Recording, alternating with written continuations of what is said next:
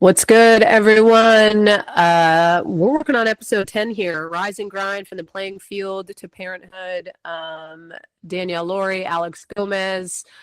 A little short and sweet episode before the NFCA coaches convention this week, where we both plan on being there in person, which is going to be super fun. But Mama has been down for the count. We're going on. We're going on day 10 and Episode 10, day 10. Look at that. bro, I didn't even think about that. So I don't know. I just thought we could kind of like touch base on health, wellness, where, mentally you're at when you graduate college and just kind of the body struggles you have of going from being at tip top, being told what to do all the time to then going to, man, I'm kind of an independent contractor. I'm doing this on my own. I have to make these decisions and hold myself accountable. There's such a transition from one thing to the next. So I guess diving into that, Alex, like your transition from Hawaii and then kind of being out on your own and dealing with all of that, how did that kind of go down when you graduated? Yeah, I mean, working out as a student athlete, it's definitely changed, I think, since we were student athletes. I think when we played, it was very much about density and mass and just lifting heavy as shit. And it was fun. Like, it was cool to like be in there in the weight room and have like all the men's teams be like, damn, they can really like throw some weight around. Like, that's pretty cool. But like, I think what I love about what we learned in college with like the regiment and the routine was just to always make it a part of your day to day, like whether it's a short 20 to 30 minute walk versus like a full hour and a half, like lifting session. I think it really created that habit for me because I had never lifted before college. Shocker. Like, they sent what colleges do is they send you like those workout packets that summer before, right? You're supposed to be doing all these weights and getting in shape and stuff. And I didn't touch it. And I got to Hawaii and I could not bicep curl the bar. It was really, really embarrassing. And I never wanted that to happen again. So I was really, really strict about my regimen. I was very into the weight room sessions. Like when I went in there, like we came out and I was just like dripping sweat. And so to go from that to like nobody telling you what to do at all and like nobody holding you accountable, that was really hard for me. And my husband, like Mike's always been big at lifting. And so I think it helped that he would like, oh, hey, let's go to the gym. Like, okay, we can still keep this somewhat consistent. But then I got pregnant like 3 months later. So yeah, right when you graduated. Right after I graduated. So it was like, then you're dealing with, as when you get pregnant, like that first trimester for me was always shaky. Like it was, I never got sick, but I was always nauseous. I was always exhausted. Like if I sat in a chair, I fell asleep. Yeah. So you're like dealing with this then guilt of like, I'm an athlete. I should be working out. Like I want to be fit for this pregnancy. Like I want to keep it up. And then you just can't, like you physically cannot overcome like what your body's telling you. And you're literally like growing a baby. Like it's not nothing. Yeah. But it's really hard to get through that. And then, I have the baby and then I back to back for like 7 years, I guess, overall was like, just if I wasn't pregnant, I was nursing. And if I wasn't nursing, I was pregnant, like just back to back to back like that every year. And I was probably the fittest with my third pregnancy where I was going to the gym. I was doing body pump, like consistently, like I'm talking like full hang clean press, like 9 months pregnant. And that was my only pregnancy that went past my due date. And I think it had a lot to do with that. Like my body was in such good shape that when I went and did the walks that you're supposed to do to like start labor, it didn't do anything for me. Like I was so already in that zone.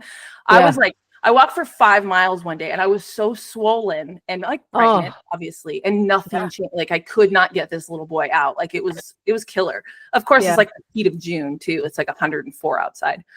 But going from that to then not having babies anymore and just trying to figure out like what you want your body to feel and look like after that too. Yeah.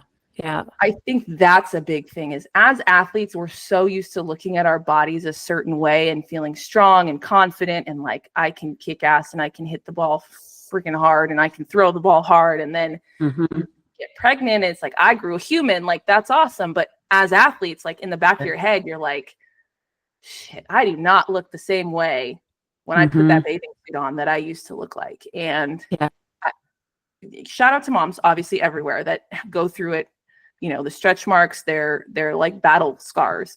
But as athletes, I think it's such a harder, almost like a mind fuck, right? Like you're just like struggling as this is what my body is capable of. And now I'm so far from that, like in this moment after I just like pushed the baby out. I don't know, like how did you, because you went from babies to Olympics. Yeah.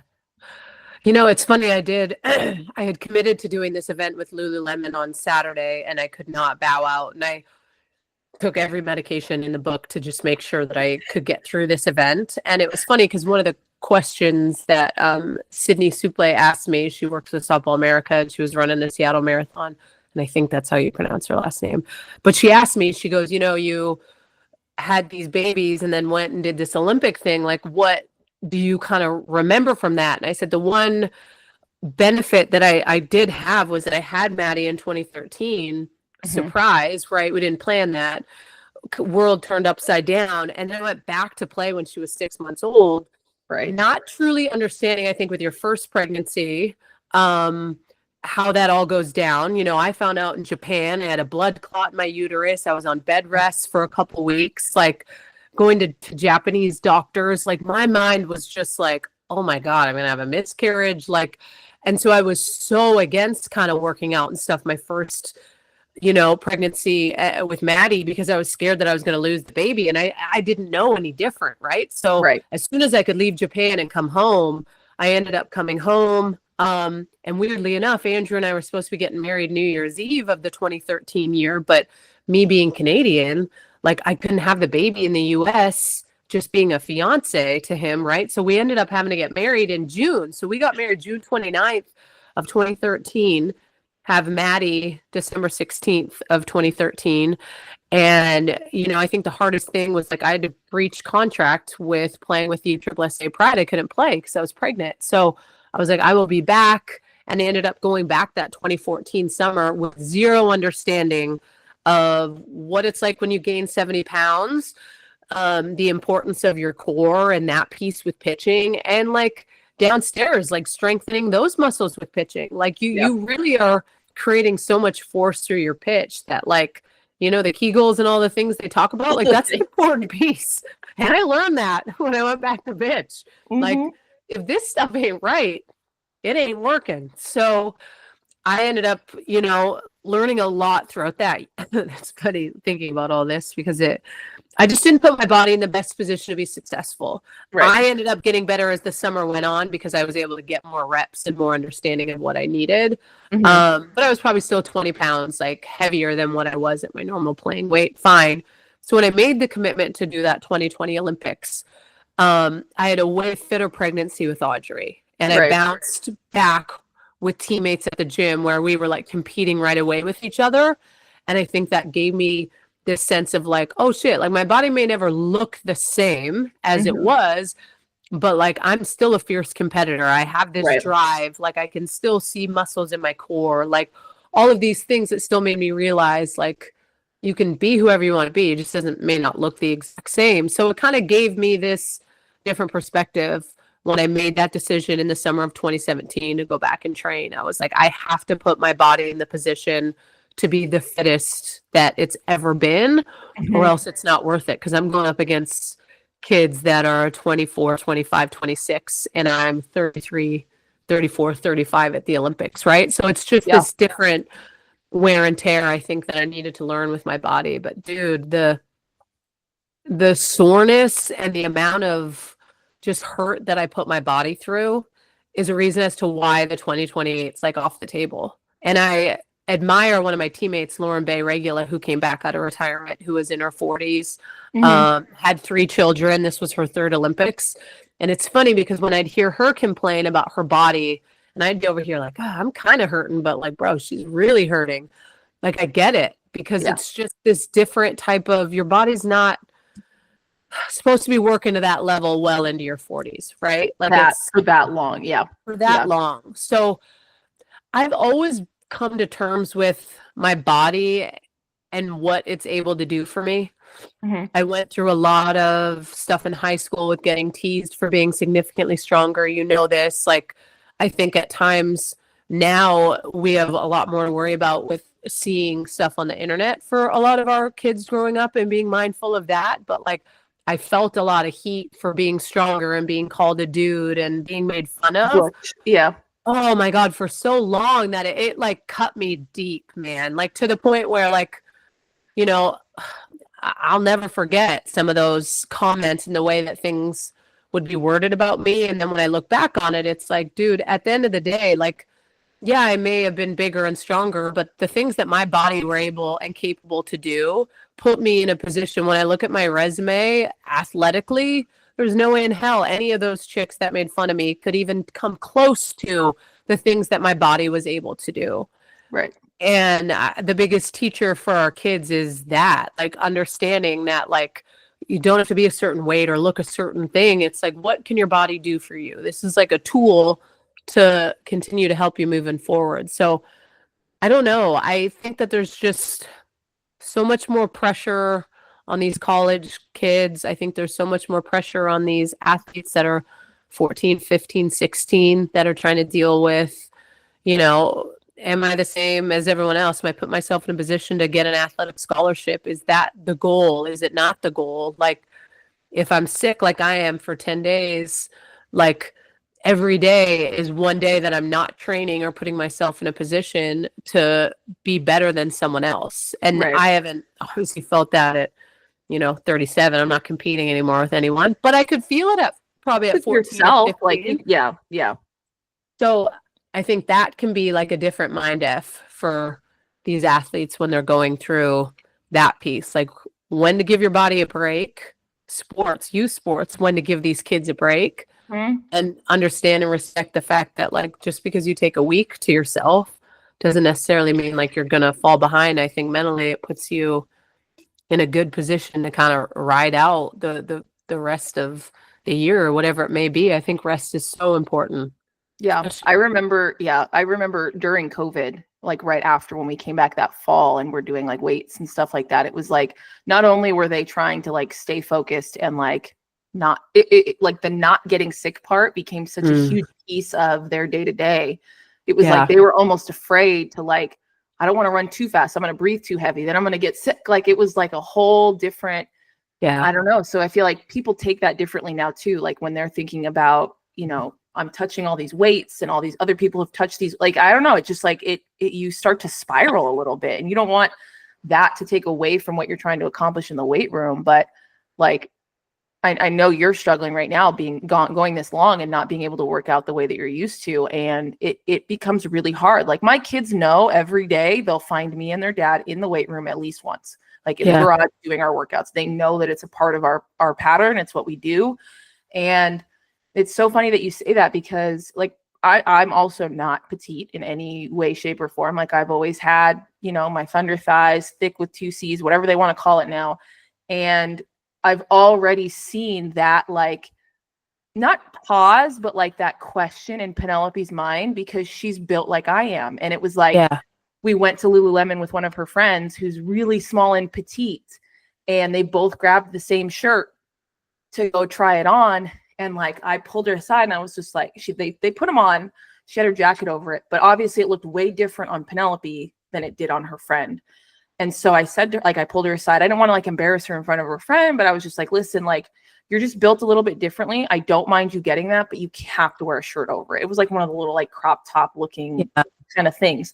I was like, you can't wear that as a shirt. Like, I love you to death and you look great in it, but you're just built differently. And that's not a bad thing. It just means that we have to adapt it a little bit. And it's like the style these days too, I feel like it's putting even more pressure on them with like these little like tennis skirts and like the crop tops and it's not skinny jeans anymore. I mean, I feel like I'd take skinny jeans over this at this point. I think, sorry, I didn't mean to kill you.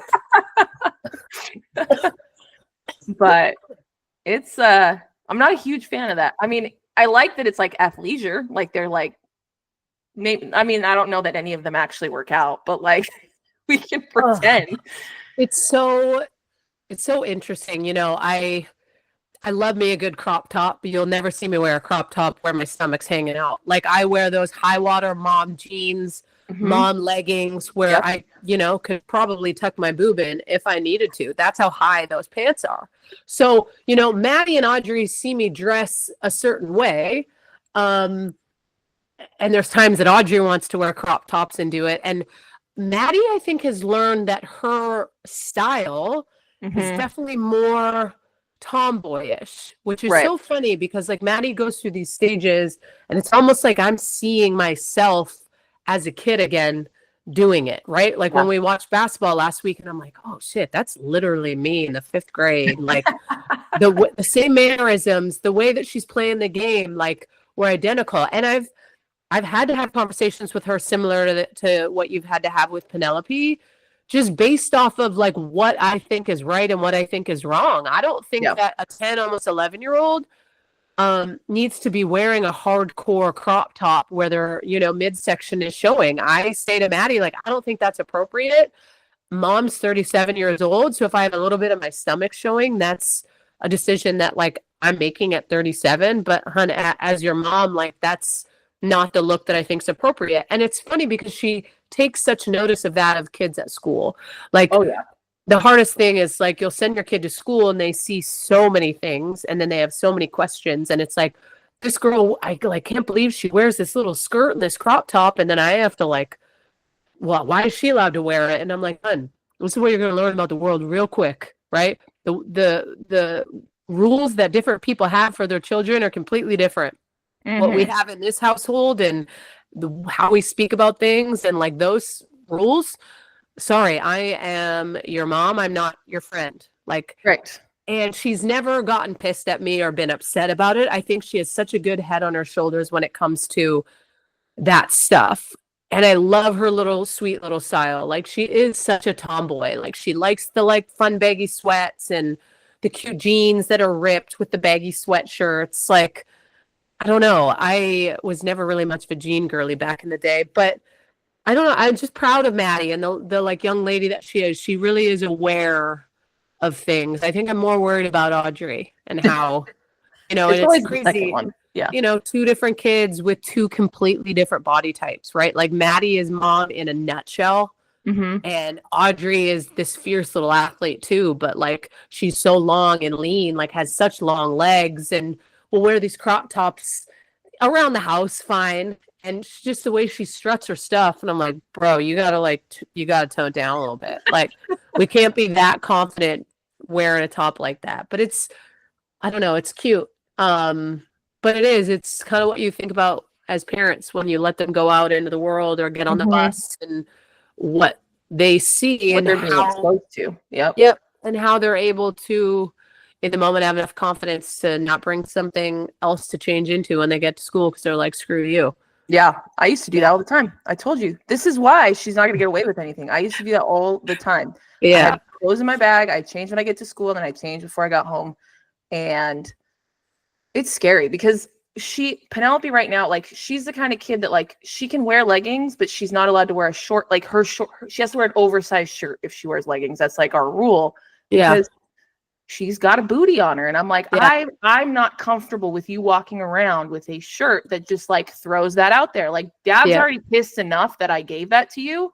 Like we gotta work with it a little bit more. And it's so in style right now to have the leggings and then like, and she hates jeans all of a sudden. And I'm like, you've never hated jeans before. And you look so cute in jeans. Like, why do you hate them? Because all of her friends don't wear jeans. They only wear leggings or those little tennis skirt things. So it's like, okay, well, let's just find a different pair of jeans. Maybe there's a different style that you like, that you would be more comfortable in. And we're getting better, but it's a struggle because they used to be in a Christian school where they had uniforms. Oh God, I would be totally down for that. I get it. Like you want them to express themselves. You want them to be free to wear what they want to wear. But like the idea of uniforms, to me, it keeps everybody on the same level. It's not about status. It's not about who has the latest sweatshirt, who's got all the Lululemon stuff, who's got all this.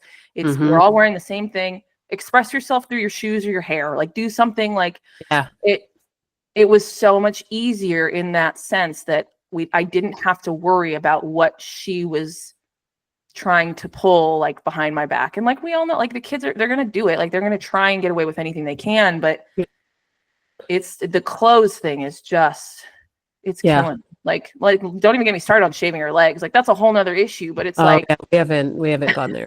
it's like, I don't like when I try and think back to where I was in my mind at that point, it's like, I'm glad, but I'm also scared because I'm glad because I don't think she's in that.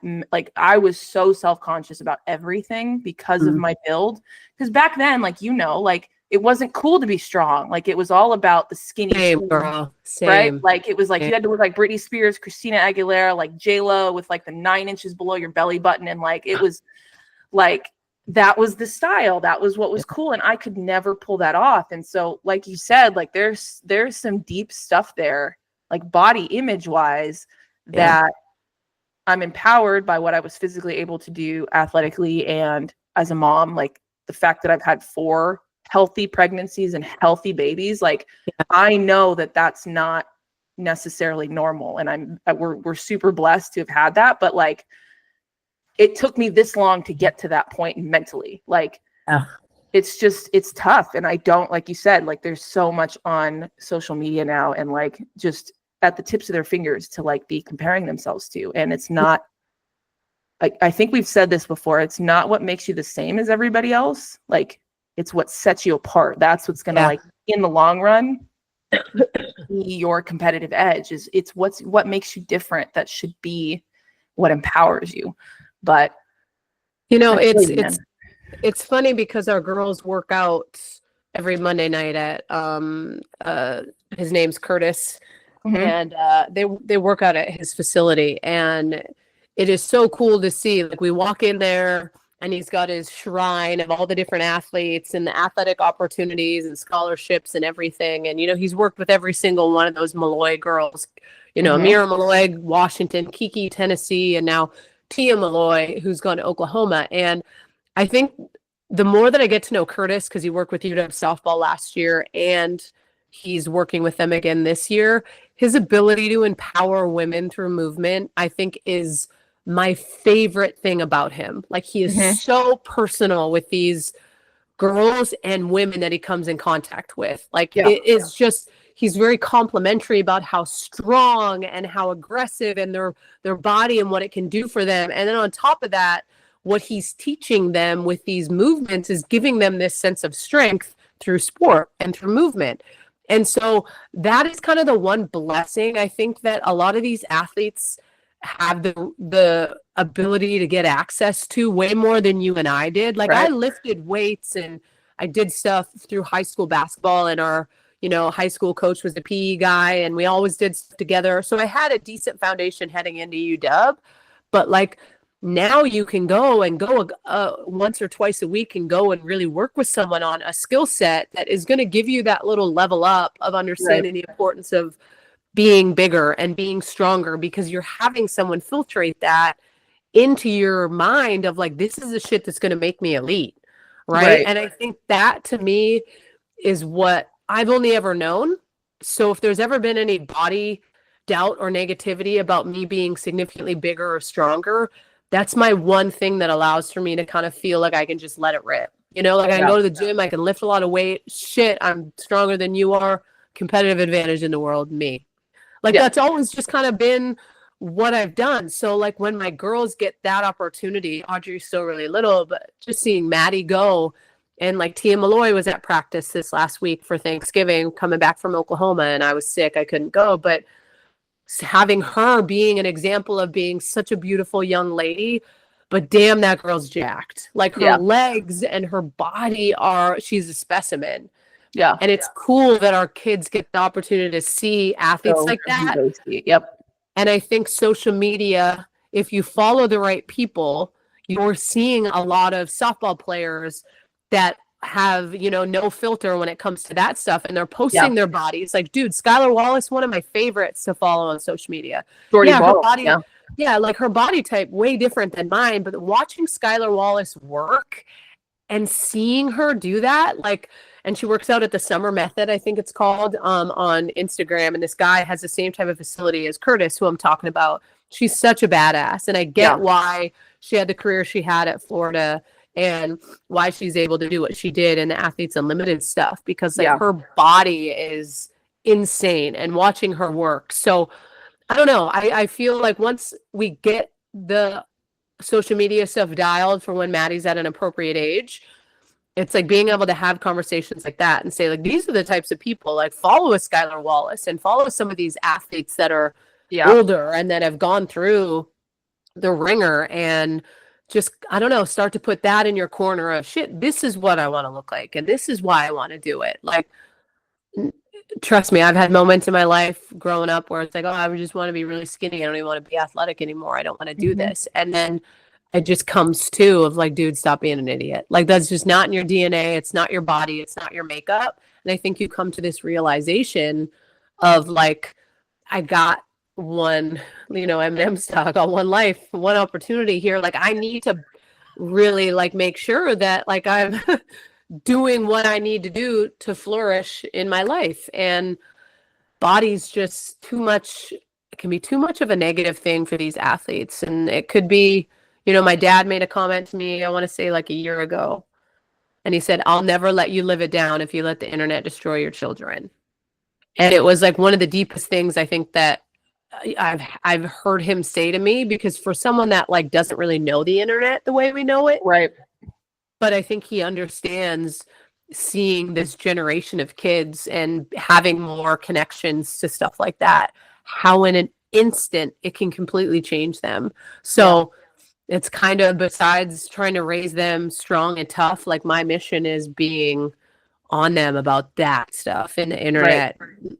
We'll have a conversation in a couple years of if Maddie's at an appropriate age to be able to look at things. But like, yeah, there's a lot we have to be mindful of when it comes to that, for sure. Yeah. You want them to be comfortable in their skin because they know that they're doing everything they can to be the best. They only get one, like you said, one body. Like, you have one body your whole life. Like, if you don't take care of it, like, you're going to feel it. And so just being comfortable and knowing like, I'm good. Like, I've done everything I can to like perfect whatever it is my elite status will be. Like, I've done everything I can to feed into that mentally, emotionally, physically, and I'm comfortable with who I am. So, and learning, like, I feel like I've at least learned that, like, when I went back and did that Olympic stuff, like, I knew like I said, like, I needed to be a certain playing weight in order to be the best that I needed to be. I needed to make sure I ate more than I needed to be playing at 188 to 195 pounds. And at the Olympics, I was close to 195 pounds.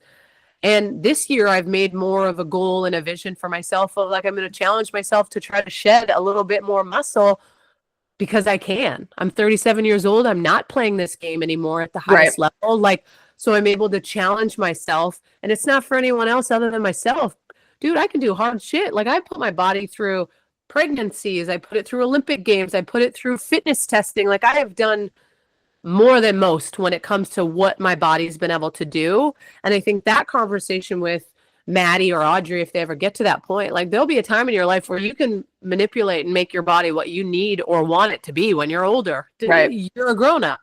And that's kind of like where I feel like this year has been. It's been a year of like learning my body and like not needing to walk around at almost 200 pounds anymore, and like how I can figure that out through food. Like, that's been my biggest thing, like learning the food piece for me, and also being able to know that like I had to have conversations with my parents about that growing up. Like, I could gain weight so fast. And it was the hardest conversation to hear. Yeah. It was so hard. Like, I would get so defensive. Like, and I have to be mindful when I have those conversations with Maddie, right? Like, because you don't want what your mindset was to then be inflicted on her, because you're self-conscious about it. But like, you also want her to be empowered through what she's putting in her body. Totally. And it's still remembering that they're 10, but also understanding that we're starting to get to the point where maybe periods and things are headed our way, and hormones, and just being aware of like those types of things. So I don't know, we're constantly learning, I feel like, as parents, through experience as student athletes, through our childhood, through, babies. I think it's been the coolest part is just letting it all in and trying to figure out how to navigate it to help put our kids in a position to be badasses with whatever it is they want to do. Not easy. For sure. Not No, easy. but I think it was a really good, it kind of came off of, I think, like what we were talking about with recruiting and like putting yourself in a really good place to be recruited last week. And this was just something we wanted to kind of harp on, especially during the holidays. Like, I feel like it gets even worse because you're just like, Yeah. you feel like crap afterwards. And it's like, in the grand scheme of things, like a meal is not going to kill you. But if it's like, if you make it a habit, then yes, that's something to worry about. But overall, I think it was really important to touch on that, being moms of girls, and just the stuff that we've put our bodies through is no joke. And I hope that you're able to work out this week. I know. Me too. We got to get this muscle back going. I feel like it's, 10 days of not getting a hardcore pump on. It's not good for the soul. You really feel it when you go you immediately feel it when you're not doing it. So I don't envy, but I'm optimistic that you're going to be all better after today. You're going to sweat it out. You're going to feel better. And boom. We're going to go to NFCA and talk to some peeps, hopefully get some good conversations with a couple legends. We're looking for questions. So we'll post a question box also. But if you guys have any questions that you guys want us to ask particular coaches or all the coaches that we talk to, let us know below. DM us, whatever's easiest. But we're super excited about NFCA for the opportunity and to get you guys some really good content for next week. So yeah, awesome. Episode 10. Have a great week, guys. Peace out.